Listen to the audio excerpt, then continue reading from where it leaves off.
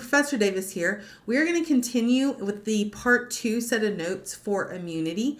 The first set, we talked more about disease and specifically viruses. We looked at their structure, we looked at their replication, and we also talked a little bit about how we treat and prevent viral infections. Now we're going to really focus in on the immune system itself, the immune system of vertebrates. So these are going to be your more advanced animals, which we've talked about in a previous chapter when we looked at animal diversity. These are going to be your vertebrates, the ones who have backbones.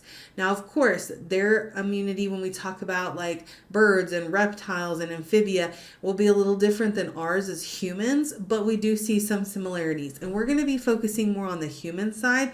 All right, so when we're looking at immunity, we do see that there are 2 branches, and you can see them here. You have the branch that's kind of in this peachish pink color, and then you have the branch that's more in the purplish gray color. So we have what we call the innate immunity. The innate immunity is going to be composed of physical barriers and internal defenses that we are born with. Innate means that you have it, you're born with it. Everybody has these types of defenses. This includes things like your skin, your hair, your cilia, little hair-like extensions on your cells, mucous membranes. There is a purpose for you to have mucus. Any kind of chemical secretion that's found within that mucus.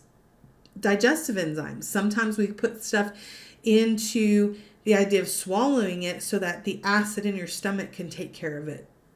We also see there's other internal defenses like inflammation.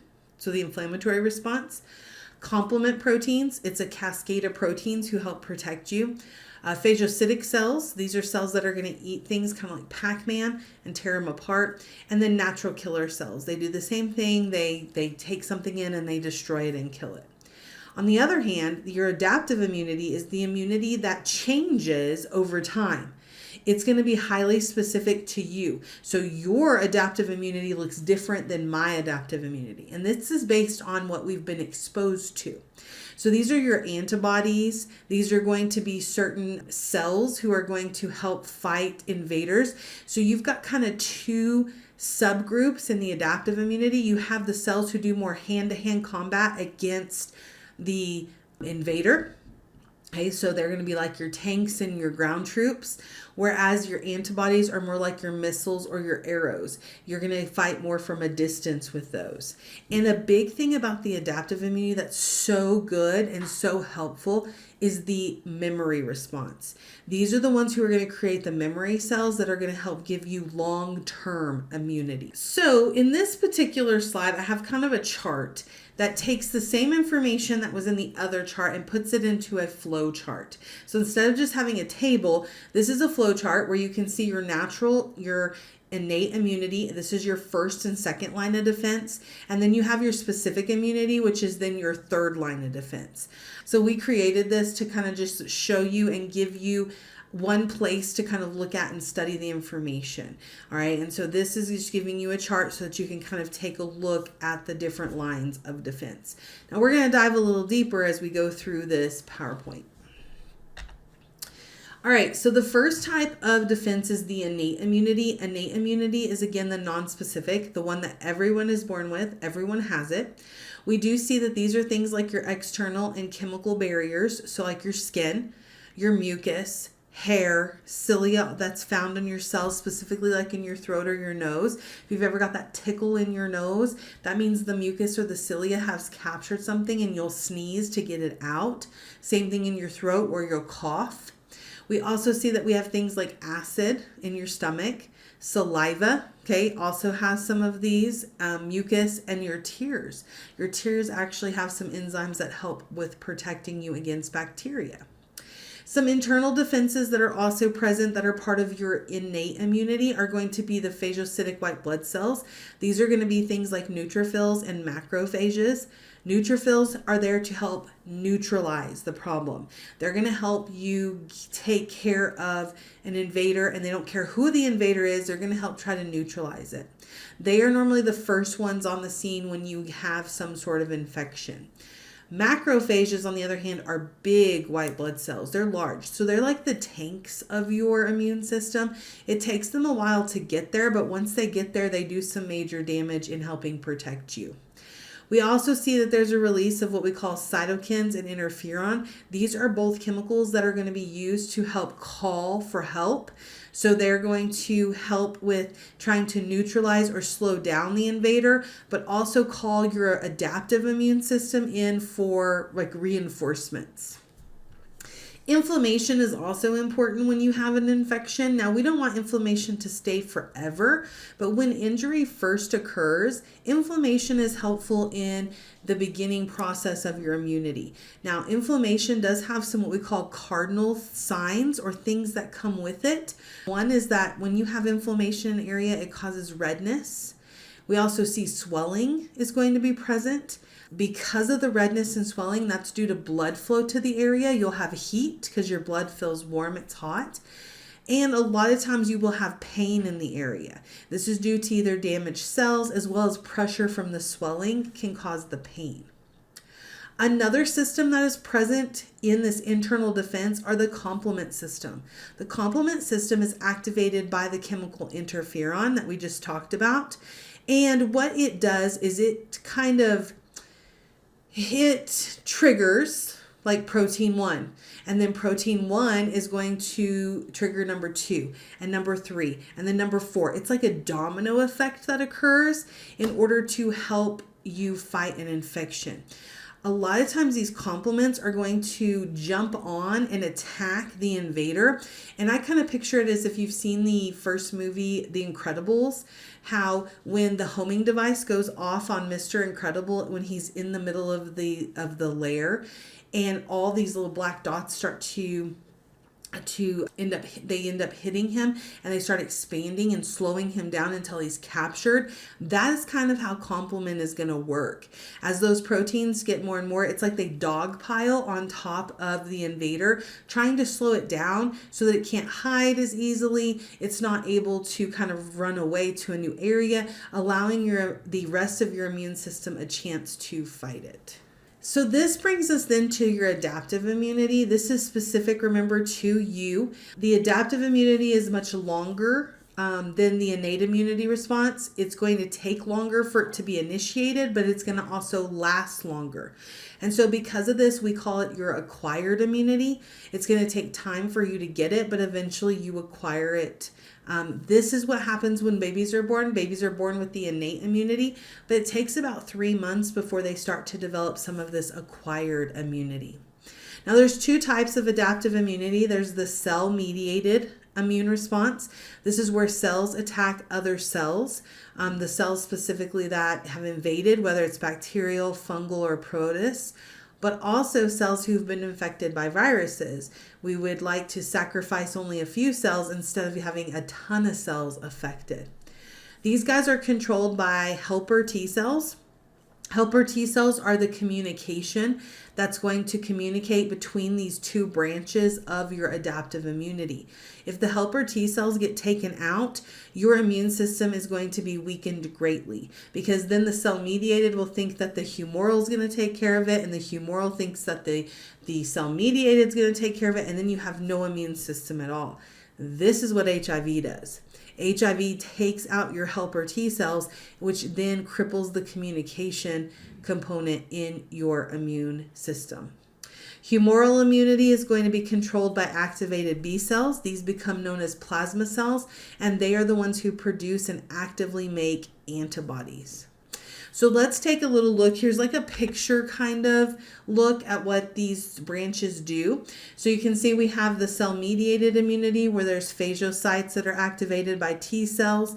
These guys are going to find pathogens, attack them, try to neutralize them and get rid of them.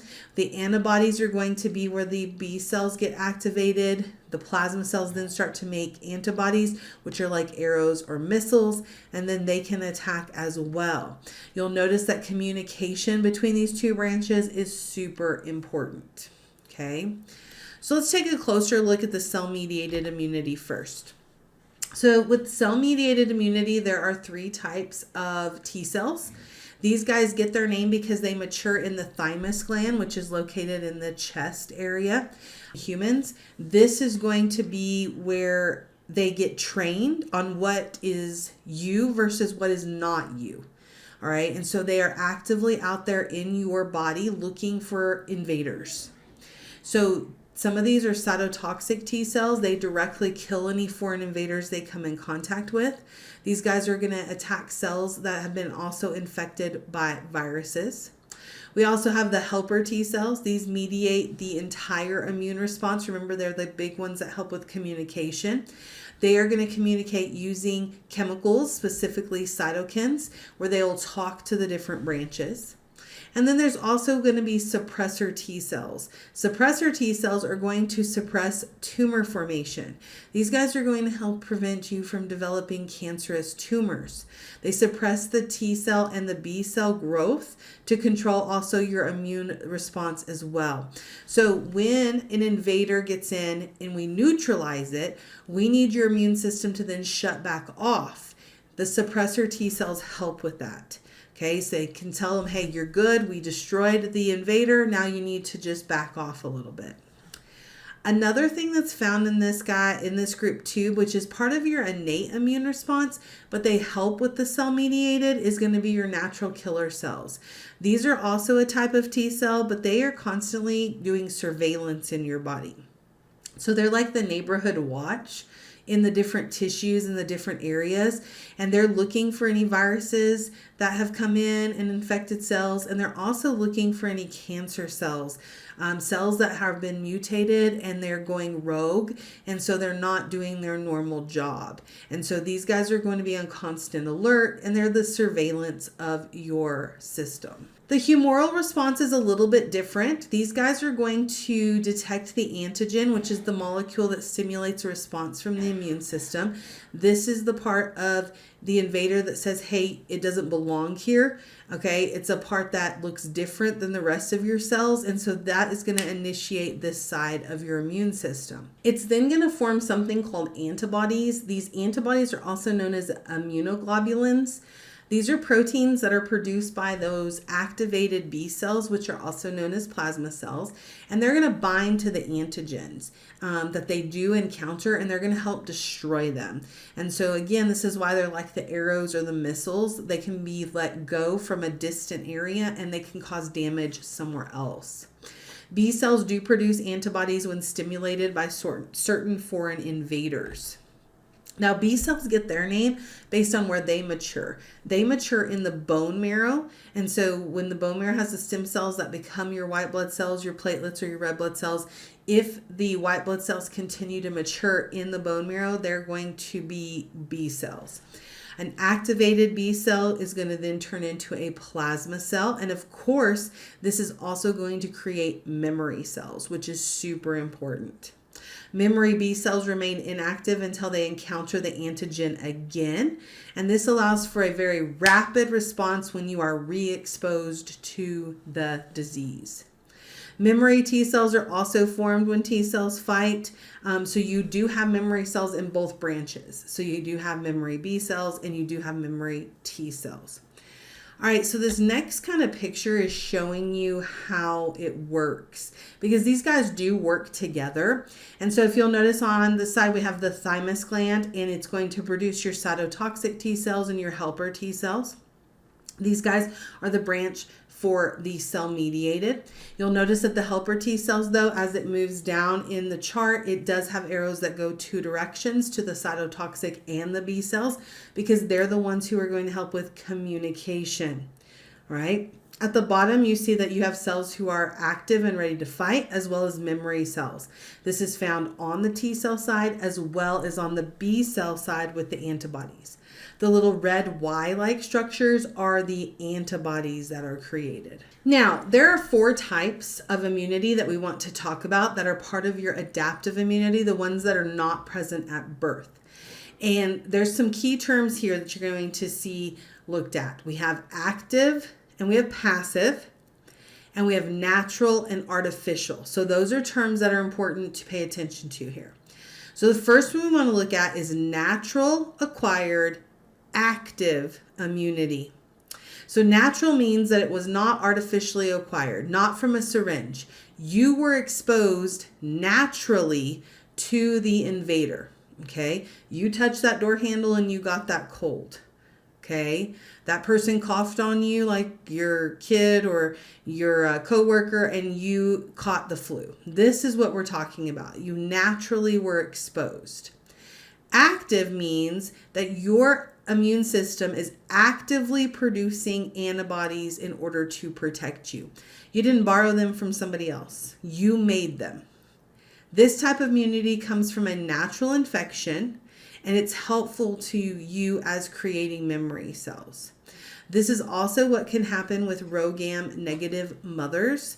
This is also what can happen in Rh negative mothers. If they have an Rh positive baby, they are naturally exposed to the positive antigen on the blood during childbirth. They then produce memory cells, which then when they have another Rh positive baby, their immune system attacks that baby. All right, we have come up with ways to address this, which I will talk to you about in a minute. The next one is natural acquired passive immunity. So natural is still here, but we're going from active now to passive. This still means it's natural, it's not coming from a syringe, but passive means that you're not making these antibodies, okay? These antibodies are borrowed from somebody else, okay? You didn't make them, but you borrowed to them. This is seen with babies. Okay, so some of the antibodies from the mom is going to pass through the placenta to the baby before the baby is born. Okay, that lets the baby borrow some of the immunity. Another thing is with breastfeeding. Breastfeeding is a natural process, and this can also give antibodies to the baby through that process. It is only temporary protection because you are not making the actual memory cells. And so because of this, it is temporary. These antibodies and stuff will last but anywhere between 4 to 6 months. The next one we're looking at is artificial active. Now, artificial active immunity is where you are acquiring it from an injection, a syringe. This would be kind of like a vaccine, okay? So we inject it in and you actively make antibodies. You actively are producing them and creating memory cells. You're not borrowing them from somebody else. And this is what a true vaccine does. So it does offer long-term protection because you are creating memory cells. You just didn't have a natural exposure. In my face-to-face classes, I ask a lot of times, how many of you have had the chicken pox? And the number of people who raise their hand is less and less. And it's not because they're not protected from the chicken pox, it's just that there's a vaccine for it now.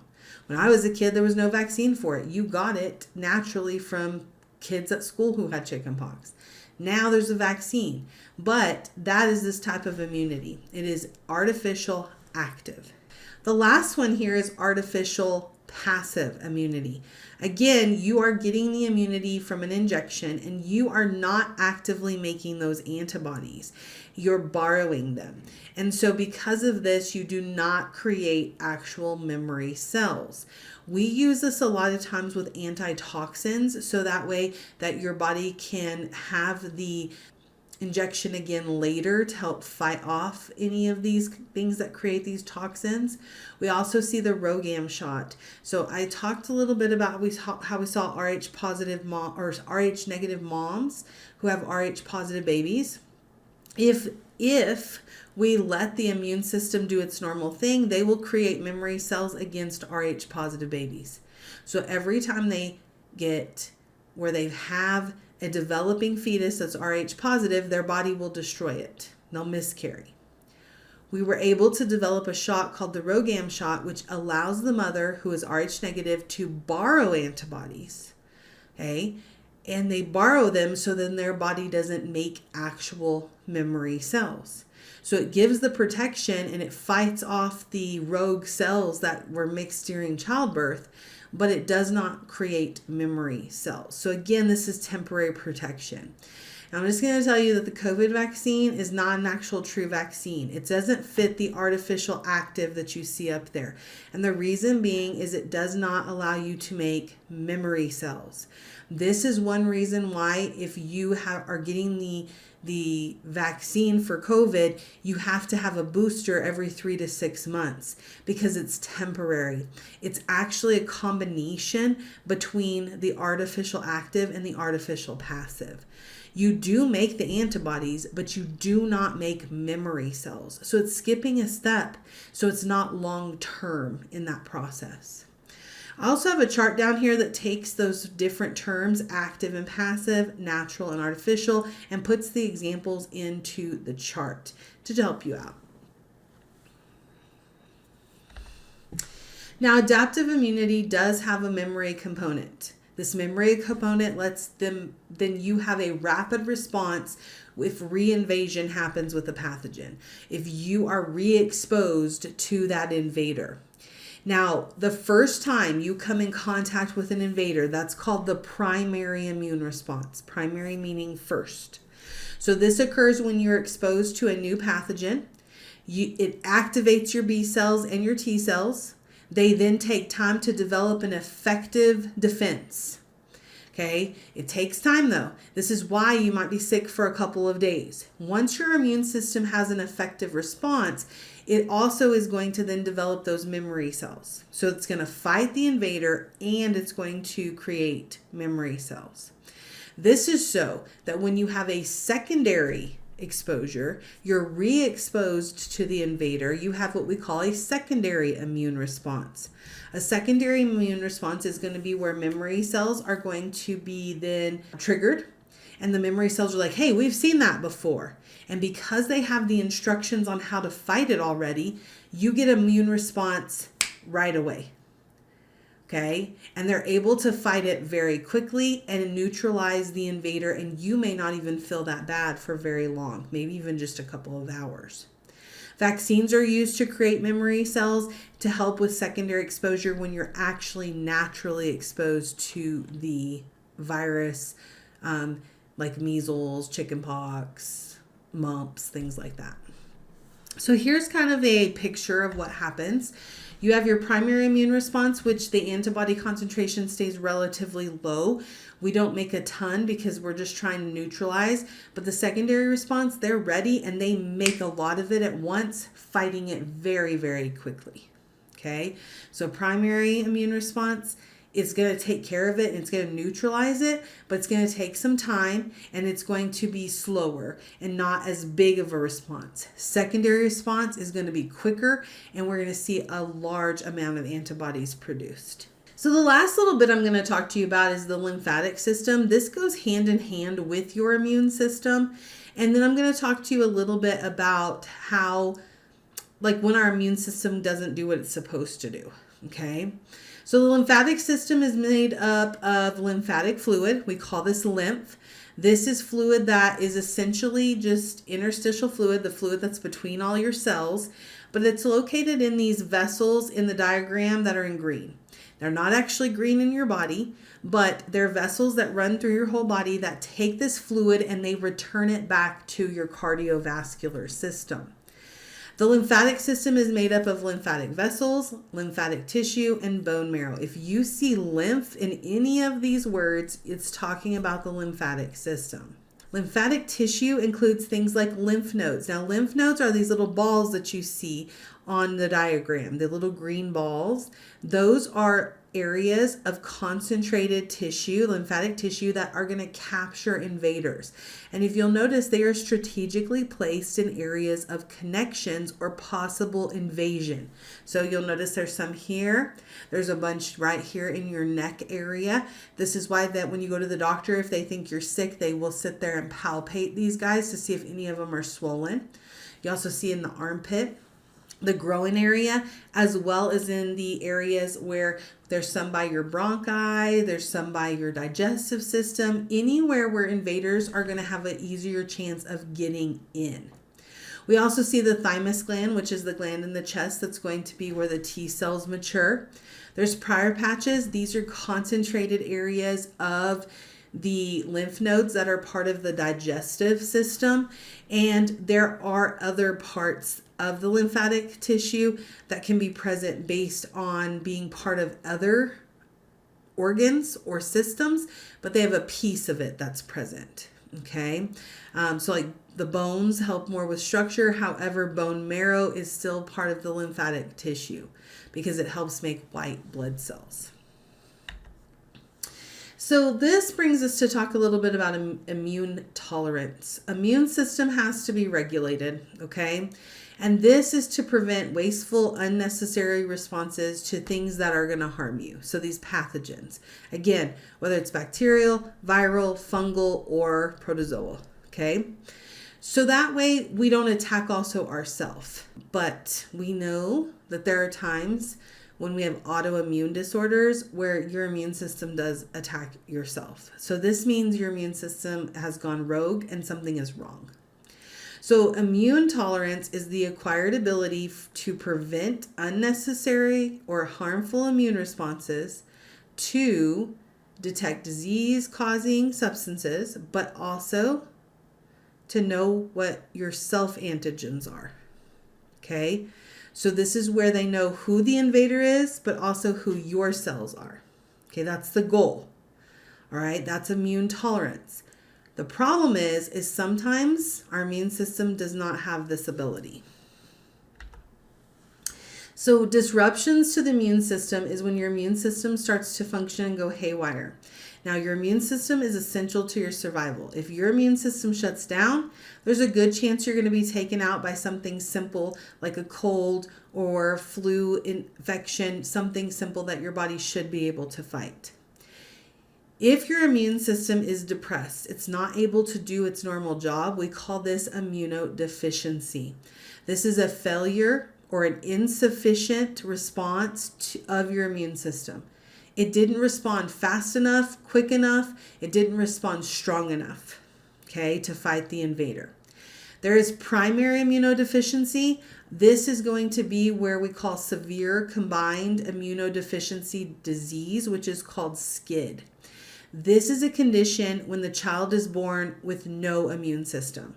They do not produce functioning B cells or T cells. This is where the experiment with the boy in the bubble came from. Okay, where the boy didn't have an immune system, so he lived in a bubble while they tried to figure out how to give him an immune system. A lot of times this is due to a genetic mutation which causes their bone marrow to not produce their white blood cells like they're supposed to. One of the main treatments to try to correct SCID is a bone marrow transplant, but it does not always work.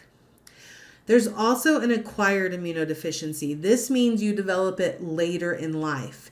This can be caused by exposure of certain diseases like HIV. HIV is going to eventually take out your immune system and cause AIDS. AIDS stands for Acquired Immunodeficiency Syndrome. You don't have AIDS right away. The HIV virus takes out the immune system and AIDS then occurs. Chemical exposure, like through chemotherapy, can also cause acquired immunodeficiency. This is one reason why when somebody's going through chemo, they try to stay away from large groups of people. They may wear a mask in public, things like that, because their immune system has been taken out by the chemotherapy. Malnutrition can also trigger this, as well as extreme stress. When you're really stressed out, you're more prone to getting sick because your immune system is depressed and not working as quickly as it should. Now, the stress one normally is reversible, so is the malnutrition. When we look at HIV, we don't have a cure for HIV right now, so all we can do is slow it down. Now, immunodeficiency is where the immune system does not respond quick enough or good enough. Well, what about the other side? Whenever it responds too well, it goes overboard. These are known as hypersensitivities. Hypersensitivities is where your immune system, it is wrong, it's maladaptive, meaning it's not working like it should, but it is going to attack yourself or something that is normally harmless. Okay, so something that should not cause your immune system to be triggered. This would be things like a bee sting. Yeah, it hurts, but it shouldn't kill you. Or peanuts. Your body should not shut down and potentially kill you because you ate peanuts. So these are a lot of times our autoimmune disorders as well as allergies. So let's talk about them because there are 4 hypersensitivities. The first one's called type 1. This is an immediate hypersensitivity, meaning it happens right away, within minutes of exposure to what is life-threatening. These are some of those allergies, like where some people with the peanut butter, they smell it and it can create this problem. These are a lot of allergies. And we also see that these are the ones that can cause you to go into anaphylactic shock. So carrying an EpiPen would be important for these patients. There's also type 2. Type 2 hypersensitivity is called cytotoxic hypersensitivity. This happens if they give you the wrong blood. Okay, so I'm A positive. If they gave me B blood, my body would do type 2 hypersensitivity. It would destroy the B blood that I was given because it's an invader. It doesn't look like my blood. Okay, so when we talk about blood, so this would be like where type A has blue sprinkles, type B has red sprinkles, type AB has both blue and red, but O is like a glazed donut. It has nothing on it. No sprinkles. So this is why O can be given to anybody, okay? But I could only receive A and O. I can't receive any of the others. All right, so that's cytotoxic. Type 3 is known as antigen antibody complexes, and this is what causes a lot of our autoimmune issues. So this is where your immune system is sensitive to attacking yourself. Now, depending on where it attacks, depends on what kind of immune system problem you have. Okay? If it attacks in your brain on oligodendrocytes specifically, that's MS, multiple sclerosis. Lupus is where it attacks multiple organs. Could be your liver, kidneys, other things. Type 1 diabetes is it attacks your pancreas. Rheumatoid arthritis, it attacks your joints. Okay, so it depends on what location is being attacked to what kind of autoimmune disorder you have. The last one is your type 4. This is a delayed response. This takes approximately 1 to 2 days after you've been exposed. And this is things like poison oak and poison ivy.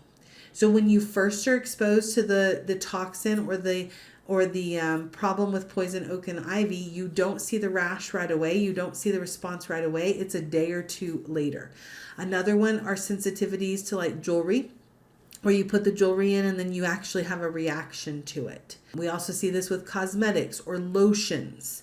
Okay, we do this and we use this type of sensitivity for TB tests. If you get tested for tuberculosis, okay, this is why they put the injection in. They tell you to come back in 2 to 3 days to have it checked. Because if you have a reaction, it's going to take a few days for it to occur because it's a delayed reaction. All right, so that's just a brief thing. Now, if this kind of stuff interests you, this idea of learning more about the immune system and the body systems and things like that, then anatomy and physiology would be the next step for you to take in classes that you would enjoy. Okay, going into that where you can dive into this a little more detail. If the other part with the viruses and the bacteria and all the things that causes these is more appealing to you, microbiology would be a really good class to take too, which also talks about immunity, but it focuses more on the organisms. So if you have any questions or concerns, please let me know.